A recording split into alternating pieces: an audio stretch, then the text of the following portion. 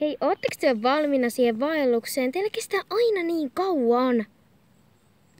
Mä tuun nyt. Älä räkee! Ei siitä. Olettehan te muistaneet pakata tarpeeksi evästä? Juu, mä ainakin oon pakannut evästä. Mä puhun tolla. Älä huua. Hevoset säikähtyy. Älä huoli, kyllä me ollaan pakattu ihan tarpeeksi. No hyvä. Pitäkää turvallinen matka ja hyvää matkaa. Onnea matkaan, tytöt! No kiitoksia, kiitos!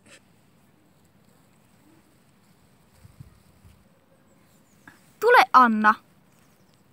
No älä pakata koko ajan! Hippa! Rauhoitu, Anna. Meillä ei ole mitään kiirettä. Hevoset taas säikähtää. Ihan tyhmä tää elämä. Pysähytään! No hyvä on. Tuolla on hyvä pysähdyspaikka. No hyvä!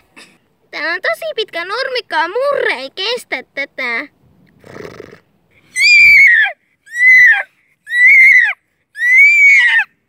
Ai! Eihän sinulle sattunut mitään.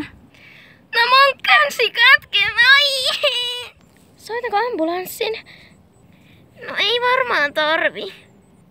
Syödään nyt eväät. No okei. Onpas hyvää eväsleipää. Jatketaan matkaa! Vastahan me tultiin tänne. Anna, miksi on satulan väärinpäin? No ei se sulle kuulu pätkän verta! Pidä vaan omaa huolta itsestäs! Ei se sulle kuulu, että mulla on satula väärinpäin ja älä... Meidän kannattais nyt ehkä mennä tallille. Viedään Anna tallille ja lähdetään sitten kahdestaan ratsastusretkelle. Hyvä idea. Mitäs te siellä sopittelette? Kertokaa mullekin! Tai sitten mä soitan poliisit! Taivaalla näkyy vähän ukkospilviä. Niinpä näkyy! Aina salin ukkospilviä! Tuolla on tosi iso ukkospilvi! Äkkiä, ennen kuin rupee satamaan vettä!